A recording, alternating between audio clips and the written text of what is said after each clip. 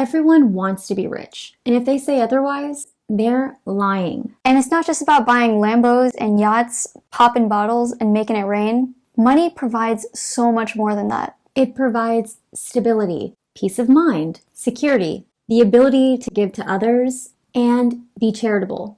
And most importantly, it gives you time. Time you can spend with the ones you love or doing the things that you love most, rather than sitting in an office. Not having money is stressful. Studies found that 41% of Gen Xers and 29% of Boomers ended their marriage due to disagreements over money. According to Maslow's hierarchy of needs, the two most basic human needs are physiological, such as food, warmth, or rest, and safety, such as feeling safe and secure. Without money, you can't even fulfill these two basic human needs. It's true that money can't buy happiness, but without it, you'll never achieve your full potential or even have a chance at happiness. Hi, I'm Laura, and I'm a certified public accountant. And I'm Monique. I'm a pharmacist, but I love personal finance and investing. Welcome to Finance Pillow Talk.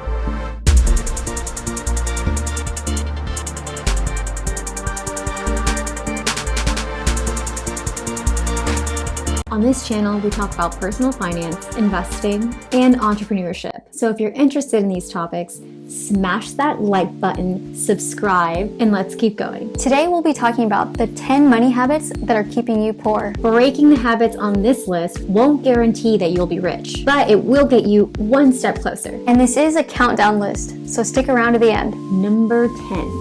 Carrying a balance on your credit card. This is the most obvious one on our list. Credit cards have high interest rates ranging from 10% to 25% or higher. If you have any credit card debt, making investments is kind of pointless. Even if you're making 15% on the stock market, that 25% interest from your credit card debt will cancel all of that out. So other than your 401k match at work, if you have any credit card debt, you need to get rid of this before investing your money in anything else.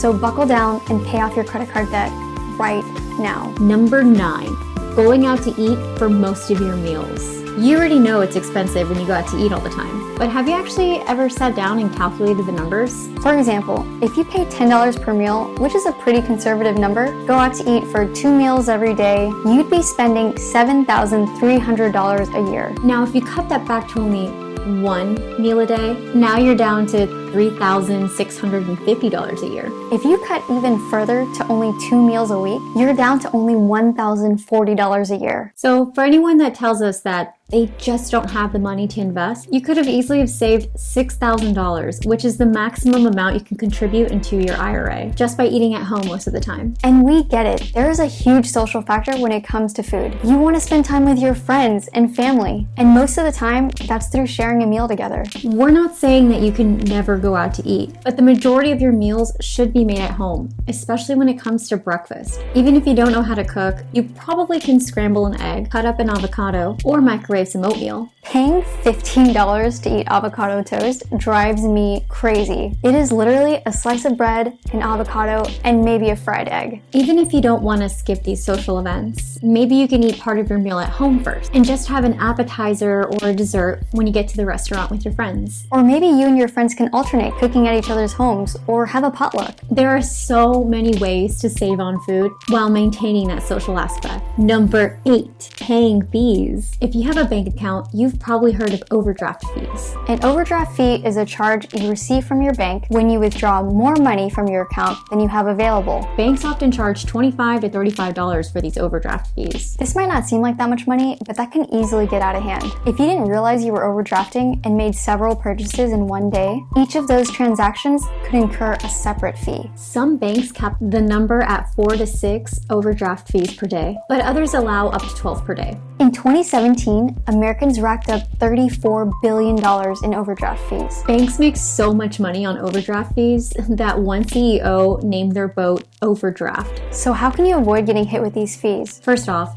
don't spend more money than what you make. Secondly, keep a cushion of money in your account. If you think you only need $2,000 this month, maybe leave $3,000 in your account just in case. But no matter how careful you are, accidents happen. If you get hit with an overdraft fee, call your bank and ask to have it reversed. Tell them you've been a long-time good customer. And as long as this isn't a frequent occurrence, most banks will reverse the fee for you. This also works for late fees with credit cards. Call the credit card company and ask them to take off the late fee. The worst they can say is no. Number 7, trying to get rich quick. If it sounds too good to be true, it probably is. Other than winning the lottery, there are very few ways to get rich quick that actually work. Either that or it's illegal. Nowadays, there are people everywhere talking about how they've made millions drop shipping and selling online. We're not saying that they're all liars, but they probably make it sound way easier than it actually really is. If it was that easy, we'd all be millionaires. So stop trying to take shortcuts and think long term. Even people that day trade often have years of practice before they're able to be profitable.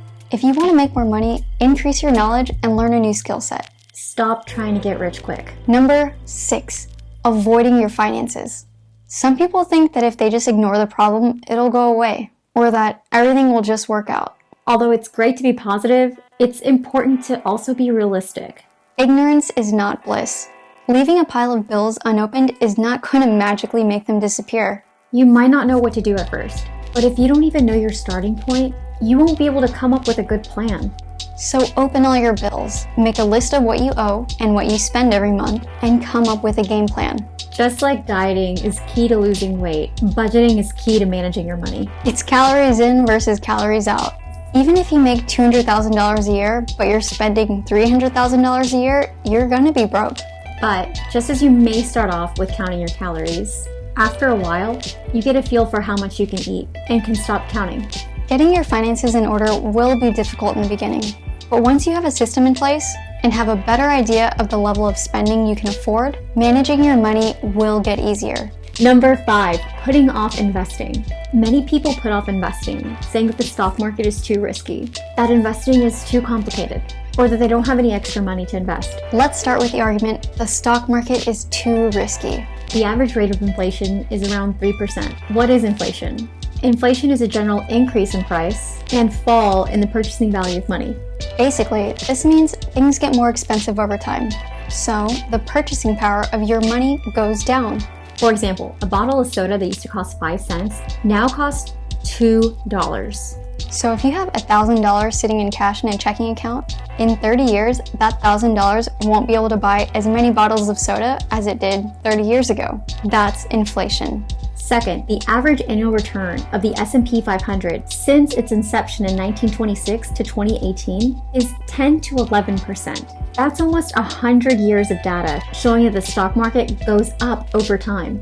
And finally, pension funds are becoming more and more rare. And it's projected that the money in the Social Security bank account will be exhausted in 2035. Because of inflation, fewer pension funds, and disappearing Social Security funds, we'd actually argue that not investing in the stock market is what's risky. And for the people that say investing is too complicated, that's what we're here for. We explain personal finance and investing in simple terms. We read all your messages and take all of your recommendations for future videos into consideration. And if we don't have the right answer, we'll try to direct you to the people that might. We are here for you, and we're just a like and subscribe away. Finally, there's those that say they don't have enough money to invest. Well, we've already talked about how you can save $6,000 a year just by going out to eat less. And there's so many other different ways to save money. Even if you can't spare $6,000 a year, any amount of money that you can spare is enough. The main point is to just get started, even if it's only with a small amount of money. When it comes to investing in the stock market, the most important thing is not how much you invest, but how much time your investment has to grow. Let's look at an example. Starting at the age of 25, Joey saved $1,000 per year for 10 years. Then he stopped investing and left his money to grow until the age of 67. Johnny didn't start investing until age 35, but he also invested $1,000 a year for 10 years. Then he stopped investing and let his money grow until he retired at age 67. Both Joey and Johnny invested a total of $10,000, and both have about $15,000 after their 10 years of investing. But because Joey has an extra 10 years for his money to grow, he ends up with almost $100,000, while Johnny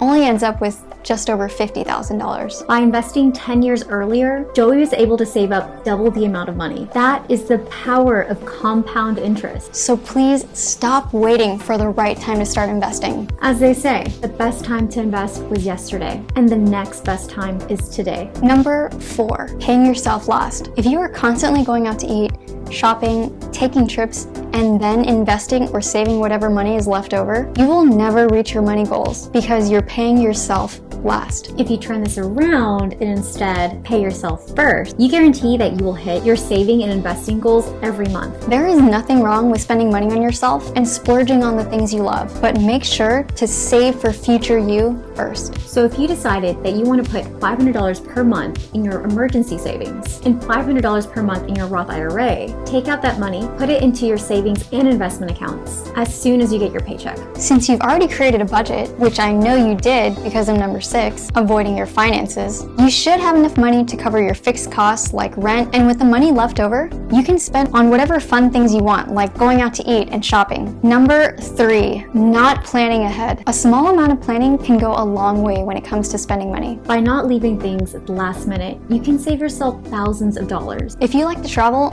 keep an eye on travel deals. I was able to fly from Houston to London for $500 round trip because I saw a deal online and booked it right away. We bought the camera we used for filming for $300 less than the regular price because we shopped around and looked for deals. When you buy groceries, you avoid running out of food and being forced to order takeout. And if you put your bills on auto pay, you'll never pay late fees again. So take the extra time because it really does pay off. Number 2, not understanding opportunity cost. Opportunity cost is the loss of potential gain from other alternatives when one alternative is chosen. This is one of my favorite economic concepts. It's the idea that when you make one choice, you're giving up another choice. If you have $500 and you use that $500 to buy the new PlayStation, you no longer have that $500 to invest in the stock market. So your opportunity cost for buying that PlayStation is the gains you could have made in the market. You can use this concept to compare anything. Should I invest in real estate, or should I invest in the stock market? Should I pay off my student loans, or should I invest? Should I rent, or should I buy a house? Once you understand this concept, you can make more informed and educated decisions. Also, once you realize that every unnecessary purchase you make is giving up an opportunity to purchase an asset that makes money, you may rethink a lot of the things that you buy. Number 1, caring what other people think.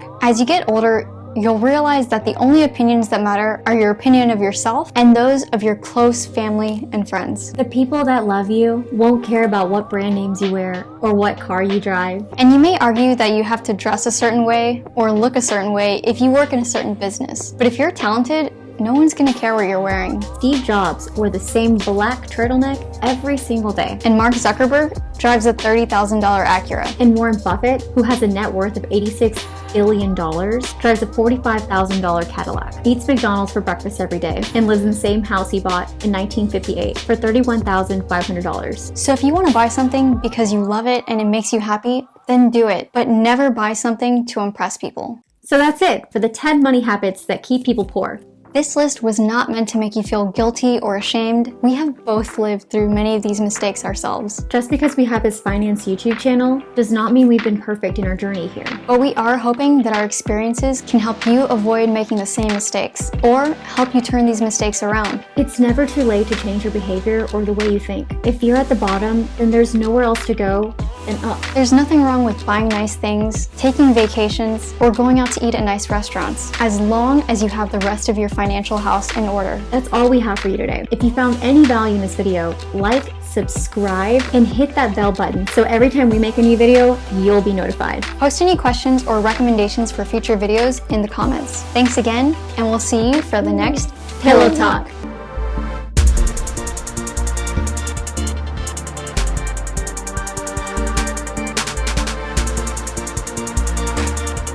Wink. You didn't have to say Oh. that. Wink was not. No. Yeah, you should put the... Okay, I'll wink. Okay. Just say the line and I'll wink for you. Oh my God. Great. Fantastic. But I still love you. But I hate your car. So but she still loves me, but she doesn't like my car. It's okay. I'm Johnny and she's Joey. That's right. Yeah.